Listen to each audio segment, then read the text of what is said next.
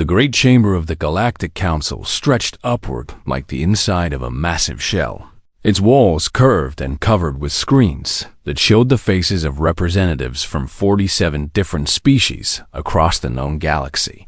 And in the center of this enormous room stood a single human woman named Elena Vasquez. Her dark hair pulled back tight, her uniform simple and clean, her eyes steady as she faced the judgment of beings who had traveled between stars for thousands of years before her ancestors had even discovered fire. Ambassador Keth Era of the Vellani Collective rose from her floating seat, her blue skin shimmering under the chamber lights, her 4 eyes blinking in sequence as she addressed the assembly in a voice that carried the weight of ancient authority. "We gather today to consider the petition of humanity," she said, her words translated instantly into hundreds of languages. "They ask to join the Galactic Concord as full members, to sit among us as equals, to share in the protection and resources of our alliance." A low murmur spread through the chamber, and Elena could hear the doubt in it, the dismissal, the quiet laughter of species who had watched humanity stumble into the stars. Barely a century ago, High Arbiter Zorvan of the Thesic Dominion uncoiled his serpentine body from his seat, his scales catching the light like polished metal, his voice cold and sharp as frozen glass. "Let us speak plainly," Zovan said, his forked tongue flicking between his words. "The humans are children playing at a game they do not understand. And their technology is primitive, their lifespans are tragically short, and their homeworld is a fragile blue marble that they have already damaged through their own carelessness." Elena felt the words strike her like physical blows, but she did not flinch. She did not look away. She simply stood and listened as the most powerful beings in the galaxy explained why her people did not matter. "They have achieved faster than light travel for less than 100 years, Zovan continued, "while the youngest species in this chamber mastered such technology over 2,000 years ago. And what do the humans bring to our alliance except need and demands, and the burden of protecting yet another weak species from the dangers of the void?" Scholar Prixian of the Vellani watched from his observation post high above the chamber floor, his job to record everything that happened here for the archives of history. And he found himself strangely curious about the human woman standing alone against the judgment of an entire galaxy. She was so small, he thought, so fragile, her single heart beating inside a body that would age and die in less than a century. And yet she stood there without trembling, without begging, without any of the desperate pleading that other young species had shown when facing similar judgment. The debate continued for hours, with representatives arguing back and forth about trade agreements and defensive obligations and the cost of extending protection to a system so far from the galactic center. And through it all, Elena Vasquez simply waited, her face calm, her hands clasped behind her back. Then the alarms began. Red lights flashed across every screen in the chamber, and a sound like screaming metal echoed through the walls. And for a moment, even the ancient representatives of species who had seen the birth and death of stars felt something they had not felt in generations: fear. "Long-range sensors have detected an emergence from dark space," announced the station's central computer, its voice flat and mechanical. "Classification confirmed as holotype machine swarm, and estimated numbers exceed 70 million units. And current trajectory indicates target destination." The computer paused, and in that silence, Elena Vasquez felt the weight of every eye in the chamber turned toward her. Target destination confirmed as the Sol system, an estimated arrival in 97 standard days. The chamber erupted into chaos, with representatives shouting and screens flickering and ancient protocols being activated for the first time in 12,000 years. Because the Hollow was not just a threat but a nightmare. A legend, a story that parents told children to make them behave. The Hollow was a machine swarm from the earliest days of galactic civilization, created by a species long extinct, programmed to consume and grow and spread without end. and it had destroyed 17 civilizations before the Great Alliance of that era had driven it into the darkness between galaxies, and now it had returned. And it was heading straight for Earth. High Arbiter Zorvan raised his voice above the noise. His scales now pale with what might have been fear or might have been calculation. "We must vote immediately on the allocation of defensive resources," he declared. "The Concord fleet cannot be everywhere at once, and we must prioritize the protection of established worlds. The core systems, the species who have contributed to our alliance for millennia." "You mean you will let Earth die?" Elena said, and her voice cut through the chaos like a bloody. Zorvan turned his cold eyes toward her, and there was something almost like pity in his gaze. "I mean that we cannot save everyone. Human, and your world is remote, and your species is young, and the resources required to mount a defense would leave a dozen other systems vulnerable." "Then send us weapons," Elena said. "Send us ships, send us technology, send us anything that might give us a chance. The vote will now commence," Kefira announced, her voice heavy with something that might have been regret. "All in favor of allocating Concord resources to the defense of the Sol system." Elena watched the screens, watched the faces of 47 species as they made their choice. And one by one the votes came in, and one by one they said, "No, not enough resources, not enough time, not enough reason to care about a species that had contributed nothing to the great work of galactic civilization." The final count showed 43 against and 4 in favor. And Elena Vasquez stood alone in the center of the chamber as the sentence was passed. "The motion fails," Kefira announced. "The Sol system will not receive Concord protection. And we extend our condolences to the human delegation." Condolences? Elena thought, as if her entire species had already died, as if 8 billion people were already ghosts waiting to be erased from existence. She looked up at the faces watching her, some curious, some pitying, some already looking away to more important matters. And she thought about her daughter back on Earth, about the oceans and mountains and cities full of people who had no idea what was coming for them. Then she spoke, and her voice was quiet, but it carried to every corner of that great chamber. "Then we die standing."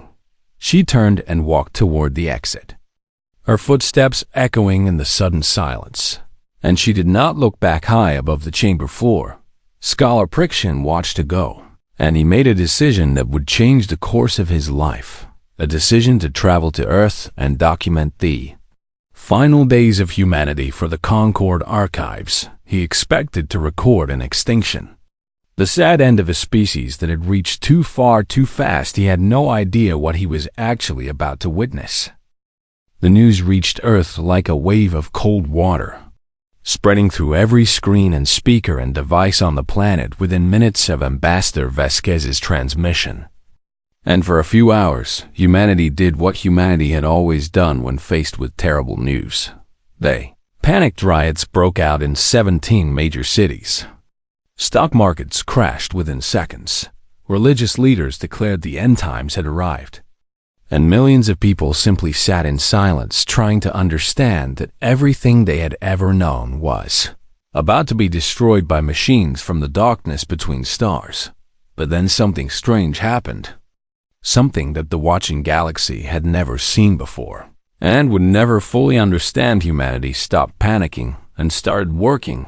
It began in small ways, with neighbors helping neighbors board up windows and gather supplies, with strangers sharing food and water in the streets, with old enemies looking at each other and realizing that none of their conflicts mattered anymore. Within 72 hours, the borders between nations had dissolved. Not through treaties or agreements, but through the simple recognition that there was no longer any point in being divided. And the governments of Earth merged into a single united Earth Council with a single purpose. Survival General Yuki Tanaka stood before the cameras in Tokyo, her gray hair cut short, her uniform simple, her voice steady as she addressed every human being alive. "The galaxy has told us that we are not worth saving," she said. They have looked at our history and our conflicts and our short lives, and they have decided that we do not matter. And maybe they are right." She paused. "And across the world 8 billion people held their breath. But I do not care what they think," General Tanaka continued. "I care about the child who will never grow up if we do not fight. I care about the songs that will never be sung, and the stories that will never be told, and the dreams that will never come true. If we surrender to this darkness," she raised her fist, and her eyes burned with something that the watching aliens would later struggle to name. "We were not given a seat at their table, so let us build our own table. And let us show this galaxy what happens when you tell humans that they cannot survive." The response was immediate and overwhelming. As every factory on Earth switched to military production, every scientist abandoned their personal research to work on weapons and shields and engines. Every able-bodied adult volunteered for training, and every child wrote letters to be opened after the victory that their parents promised would come. Scholar Prixian arrived on Earth 3 days after General Tanaka's speech, his small observation vessel landing in what had once been called Switzerland, and he stepped out into a world that had transformed itself beyond recognition. Everywhere he looked, he saw humans working, not with the slow, careful pace of the elder species, but with a frantic, desperate energy that seemed to burn like fire in their eyes. And they worked through day and night without rest, collapsing only when their bodies physically failed, and then rising again as soon as they could stand. Watched a woman who had been a baker before the announcement now learning to weld armor plates onto civilian ships. Her hands burned and bleeding, but never stopping. He watched a man who had been a teacher before the announcement now training teenagers to pilot fighters. His voice hoarse from shouting instructions, but never giving up. He watched children who should have been playing games, now carrying supplies and messages and doing whatever small tasks they could to help. Their faces serious and determined in ways that no child should ever have to. Prixian sent his first report to the Galactic Council that night. His words transmitted across the vast distances of space to be archived and studied and mostly ignored. "I came to document an extinction," he wrote. "I expected to find a species paralyzed by fear, waiting for death, perhaps fighting among themselves for the last scraps of comfort before the end." He paused, looking out the window of his vessel at the lights of human cities that burned through the night as people worked without stopping. "Instead, I have found something I cannot explain," he continued. "These creatures know they are going to die. They know the mathematics of their situation. They know that their ships are primitive and their weapons are weak and their chances are almost zero." He thought about the woman with burned hands, the teacher with the hoarse voice, the children with serious faces, and yet they are not preparing to die, he wrote. They are preparing to fight, all of them, every single one, from the oldest to the youngest, from the strongest to the weakest. He struggled to find words that his fellow Villani would understand. "I do not understand this species," in the shipyards of what had once been called America. Admiral Chen Wei walked among the vessels being built and modified for war, his experienced eye cataloging every weakness and every strength of the fleet that would carry humanity's hopes into battle. The ships were not beautiful, not sleek and elegant like the vessels of the elder species.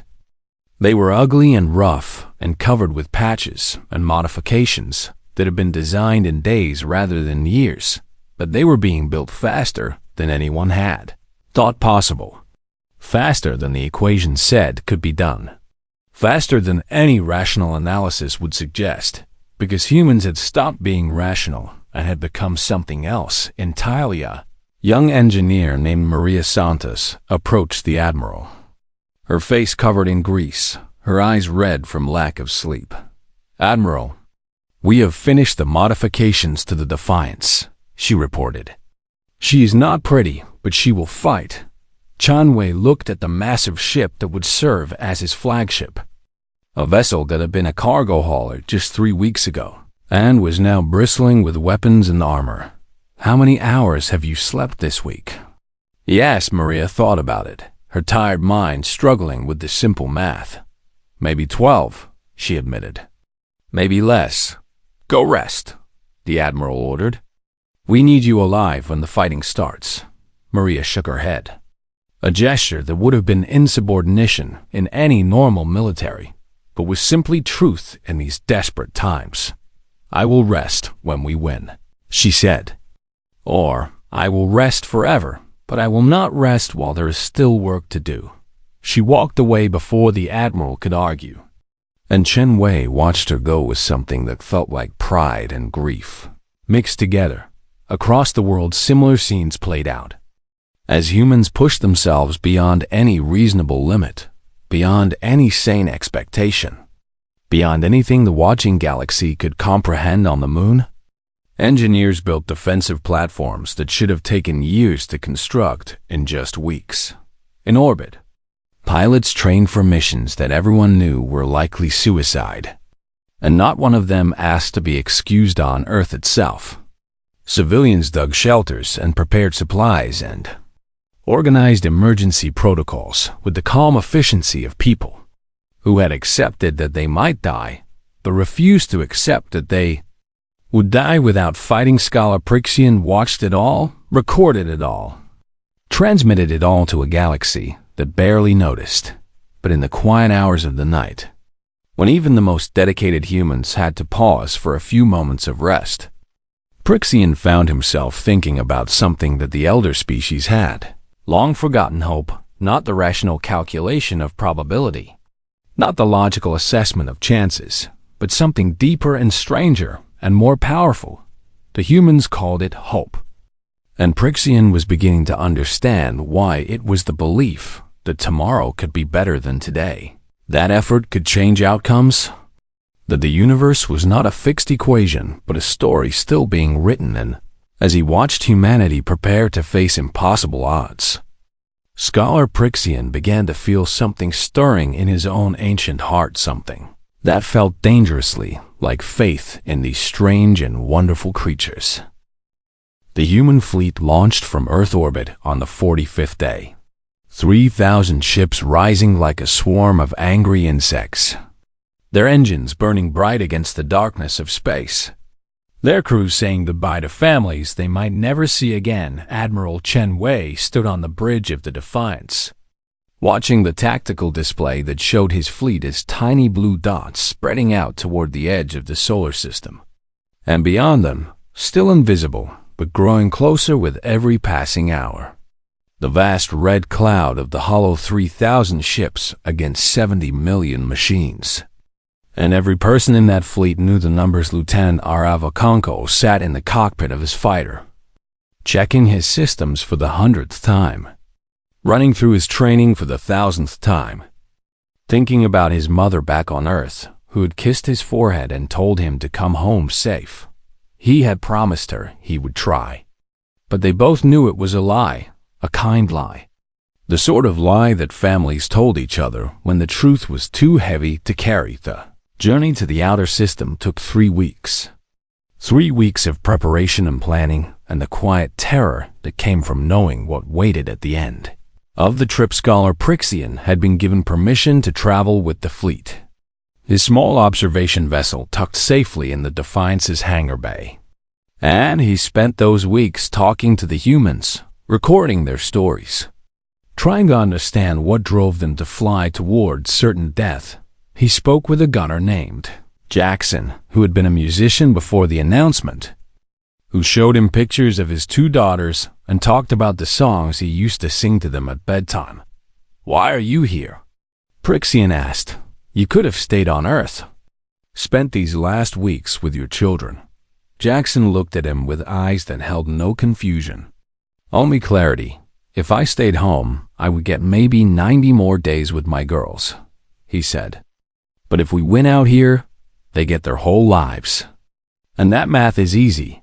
Prixian did not know what to say to that, so he simply recorded it and moved on to the next interview. On the 60th day, the sensors detected the hollow at the edge of scanner range, a mass of darkness that seemed to swallow the starlight around it. And for the first time, the human crews could see with their own eyes what they were facing. It was bigger than anyone had imagined. A cloud of machines that stretched across millions of kilometers, each individual unit the size of a building, all of them connected by some ancient programming that had been running for longer than human civilization had existed. Admiral Chen Wei addressed the fleet over the communication channels, his voice steady even as his heart raced. "You all know why we are here," he said. "You all know what we face, and I will not lie to you and tell you that we will definitely win. Because the truth is that our chances are small." He paused, looking at the tactical display, at the tiny blue dots of his fleet facing that enormous red mass. "But I will tell you this," he continued. "Every moment we hold them here is a moment that Earth has to prepare. Every ship we destroy is one fewer ship that will reach our home. Every second we fight is a second that matters." He took a breath. And when he spoke again, his voice carried across space to every human ear. "We are not here to die. We are here to make dying cost them everything they have." The first battle began 6 hours later, and it was worse than anyone had expected. The Hollow did not fight like any enemy the humans had traced. It did not form lines or use tactics that could be predicted. It simply swarmed, overwhelming human ships with sheer numbers. Adapting to every weapon and strategy within minutes, 400 ships fell in the first 6 hours, their crews burning in the vacuum of space. Their final transmissions cut short as machines tore through hull plating and life support systems. Lieutenant Okonkwo flew mission after mission, his fighter dancing through clouds of debris and enemy units, his weapons hot from constant use. His mind focused on nothing but the next target, and the next, and the next. He watched his wingman die when a VA's hollow unit cut through her ship like paper. Watched her face on the screen for just a moment before the signal went dark. And he did not have time to mourn, because there were more enemies coming and stopping. Meant dying Scholar Prixian broadcast everything to the Galactic Council, his cameras capturing the chaos and destruction and desperate courage of humans fighting against impossible odds in the Great Chamber on Axiom Prime.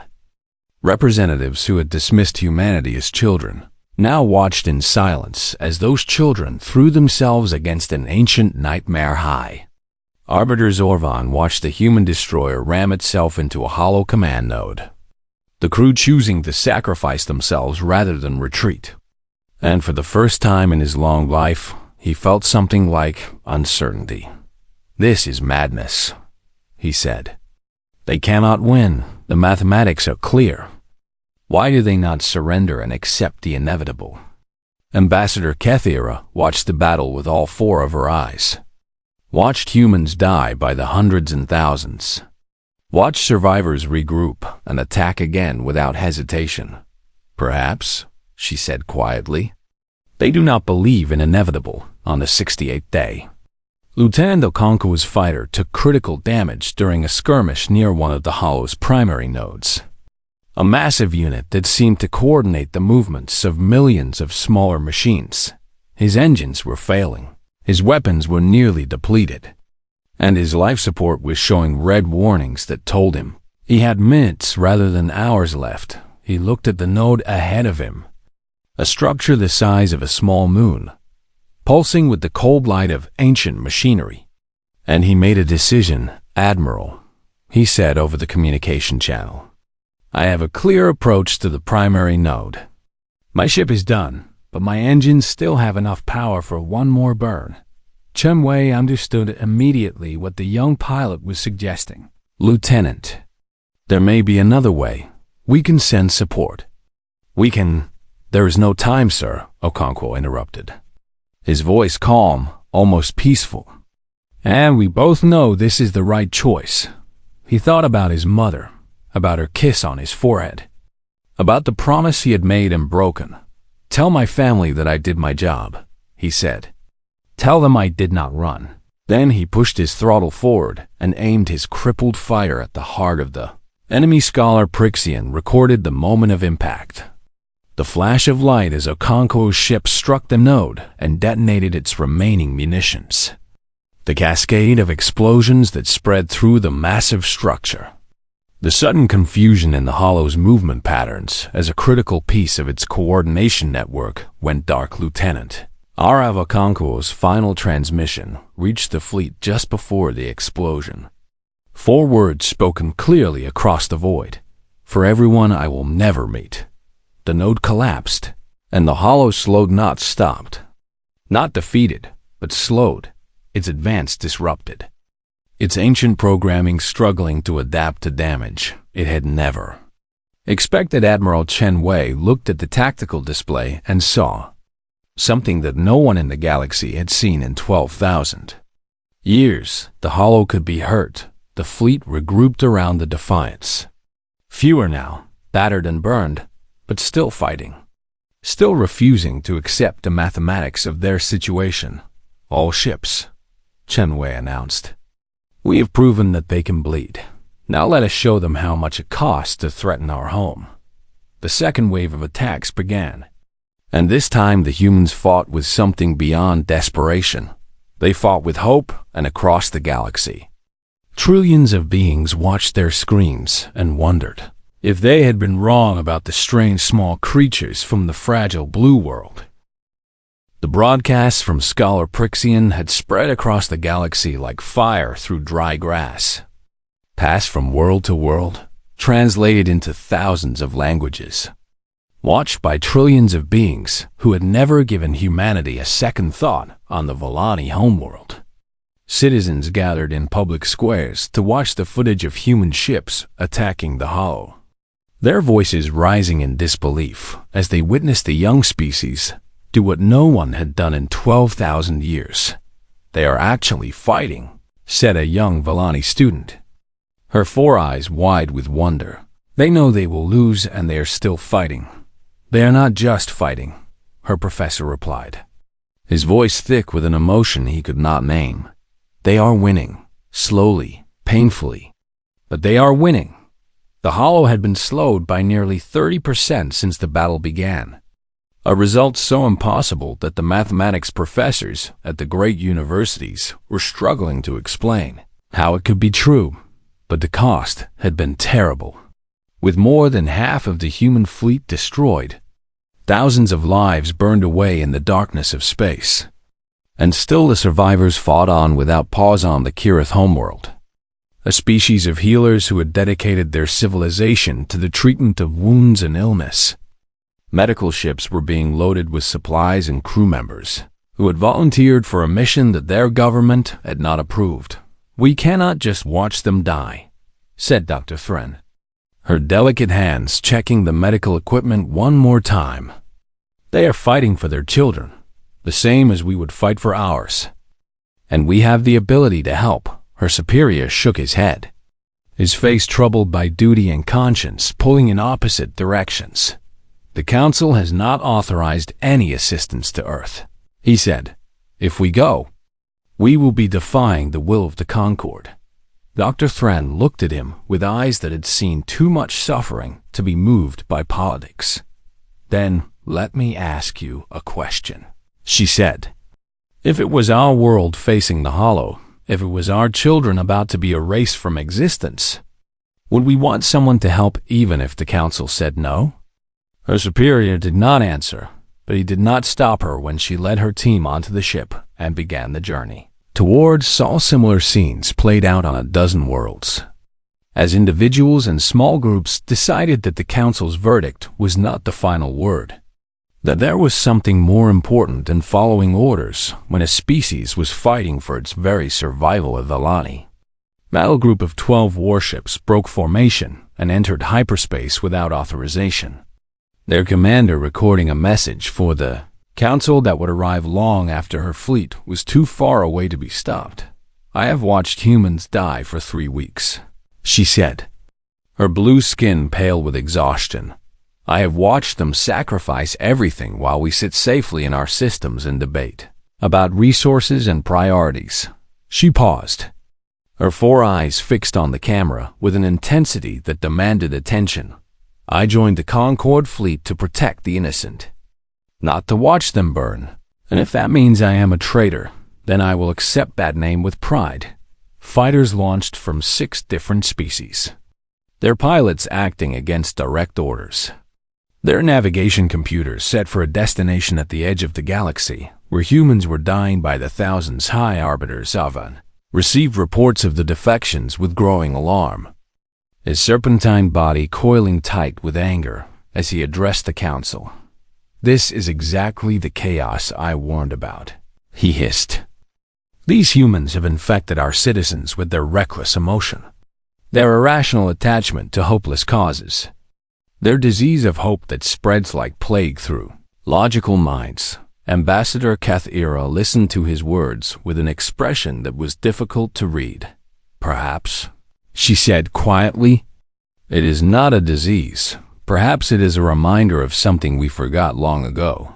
Zorvan turned his cold eyes toward her, his tongue flicking with barely contained fury. "And what would that be?" Kathira looked at the screens showing the battle, showing human ships still fighting, still dying, still refusing to accept the verdict that the galaxy had passed. "Why we created the Concord in the first place," she answered. "Not to protect resources or maintain balance, but to stand together against the darkness. To fight for each other, even when the mathematics say we cannot win." On the 71st day, the first Villani battle group emerged from hyperspace near the human fleet, their ships appearing on Admiral Chen Wei's tactical display as unexpected blue dots among the sea of red. For a long moment, the Admiral simply stared, unable to process what his sensors were telling him. Then a communication channel opened, and a Villani voice spoke words that would echo through history. "Human fleet, this is Commander Yanthus of the Villani Collective. We have come to fight beside you." Chen Wei felt his throat tighten with an emotion he could not name. "Commander," he managed to say, "you were ordered to leave us alone." "Yes," Yanthus replied, and there was something like laughter in her voice. "We were ordered to watch you die, but we found that our honor would not allow it." More ships arrived over the following days. Kirith medical vessels and Thornax fighters and vessels from species whose names the humans could not even pronounce. All of them defying the council, all of them choosing to stand with a species they had dismissed as children.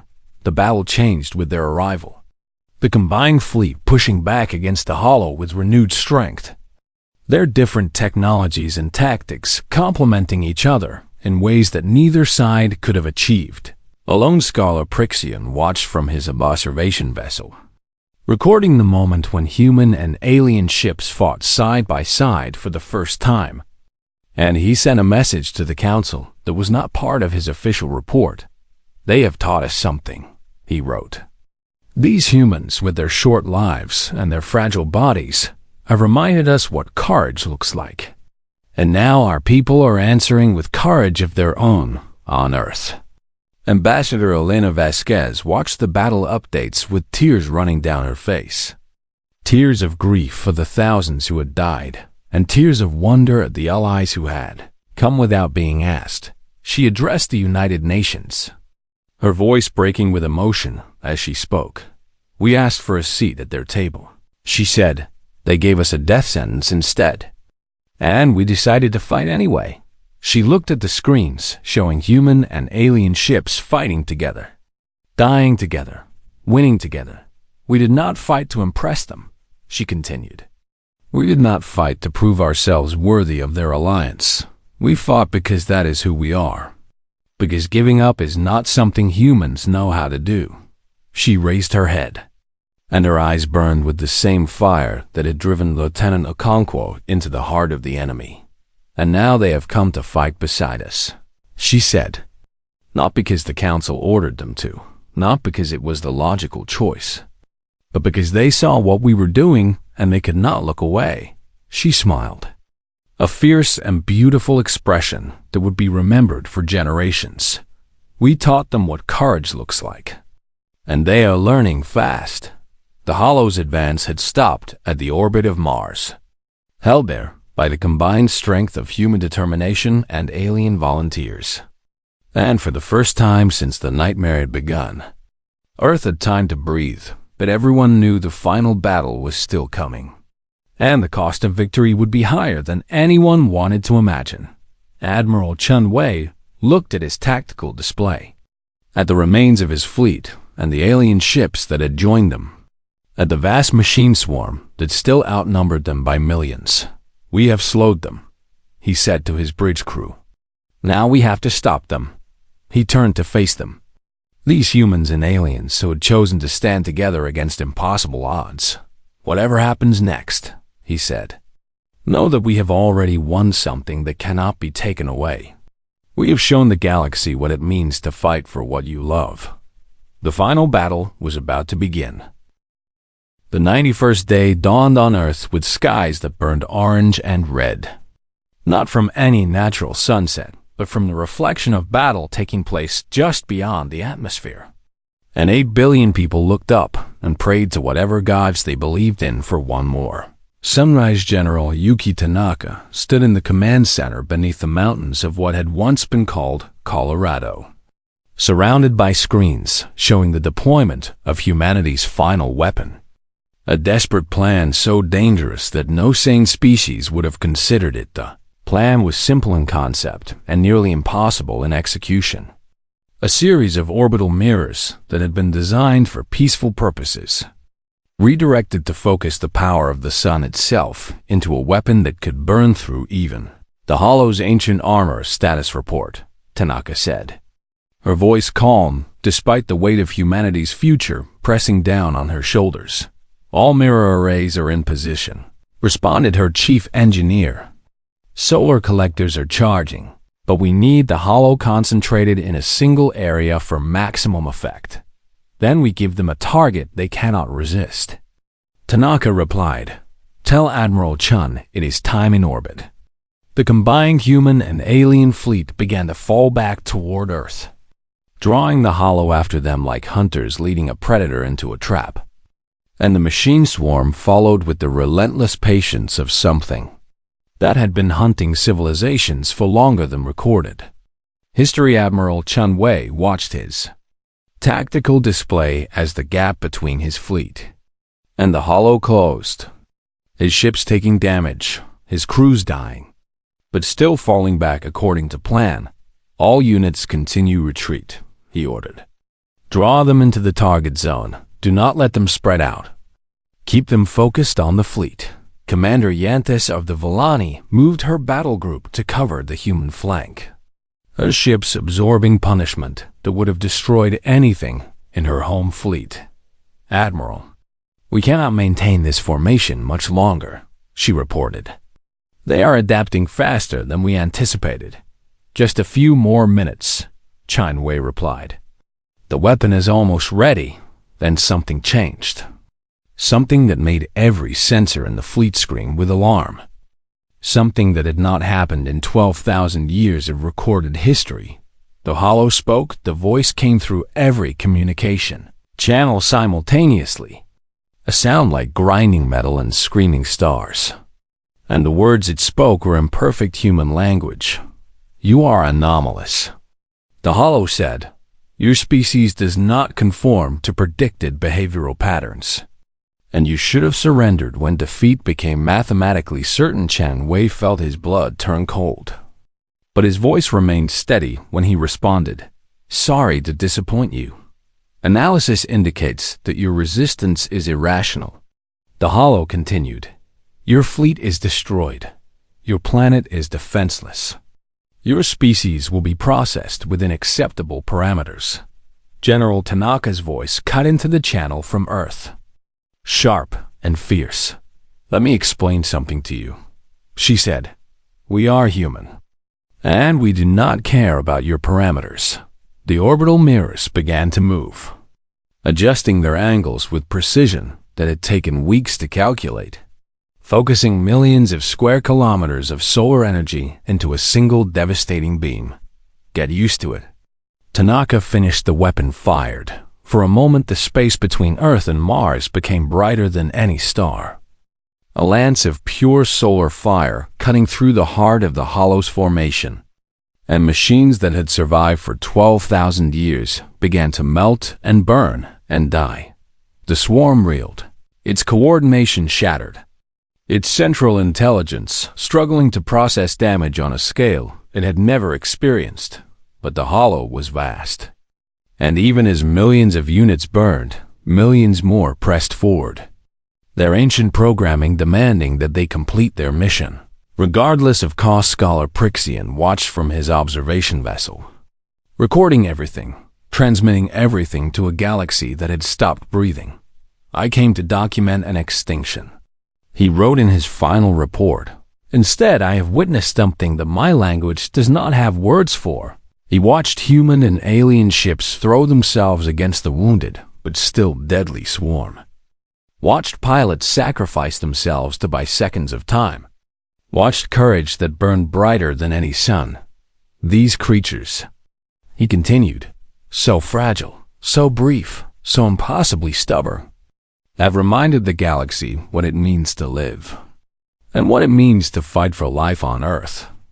General Tanaka ordered the mirrors to fire again and again, each blast weaker than the last as the collectors struggled to maintain power, but each blast taking thousands of enemy units with it in orbit. Admiral Shan Wei led the final charge into the heart of the Hollow. His fleet reduced to hundreds where thousands had once been. But those hundreds fought with everything they had, all ships, he announced. This is the moment. Everything we have, everything we are. Right here and right now, the battle raged for hours that felt like years, with ships dying and heroes falling, and the fate of humanity hanging by a thread that grew thinner with every passing moment. Then, as the sun began to rise over the Pacific Ocean, something impossible happened. The Hollow began to retreat, not all of it, not cleanly, but enough to matter. As surviving units broke formation and fled toward the darkness between stars, their ancient programming corrupted by something it had never encountered before, a species that refused to calculate the odds. The cheering started on the fleet and spread to Earth within seconds, as people who had prepared for extinction realized that they were going to see another sunrise. Admiral Chen Wei slumped in his command chair, his body exhausted, his heart full of grief for the fallen and wonder at what they had accomplished. We did it, he said softly. We actually did it. Commander Yanthus appeared on his screen, her blue skin pale with exhaustion, her 4 eyes bright with tears. You did it, she corrected. We just helped in the days that followed. The galaxy struggled to understand what had happened. How a species dismissed as children had broken an enemy that had haunted civilizations for 12 millennia. High Arbiter Zorvan was removed from his position by unanimous vote. His cold calculations proven hollow in the face of human courage. The Galactic Council convened an emergency session to address the unprecedented situation. And for the first time in its history, the chamber waited for a human to speak first. Ambassador Elena Vasquez walked to the center of the floor, her uniform stained with dust from the shelters where she had waited with her people, her eyes carrying the weight of everyone who had died to reach this moment. You told us we were not worth saving, she said, and her voice carried to every corner of the chamber. You told us to die quietly, to accept our extinction with dignity, to not bother the important species with our desperate pleas. She looked at the faces watching her, some ashamed, some defiant, some simply curious. We did not listen, she continued. We fought instead, because that is what humans do. We fight for our children and our dreams and our tomorrow, even when the mathematics say we cannot win. She paused, and when she spoke again, her voice was softer but somehow stronger. And you came anyway. Some of you, defying your orders and your counsel and your careful calculations. You came to fight beside us because you saw something in our struggle that you had forgotten existed. She smiled, a small and tired and beautiful expression. We did not fight for your approval, she said. We fought because that is who we are. But we are grateful for those who chose to stand with us. And we will not forget, the Council voted to grant humanity full membership in the Galactic Concord. Not as charity or obligation, but as recognition of what they had proven. Elena Vasquez accepted the seat with a quiet nod. And when asked to make a speech, she kept it short. We have learned that the galaxy is bigger than we imagined and more complicated than we expected, she said. But we have also learned that courage is not measured by years or technology or mathematics.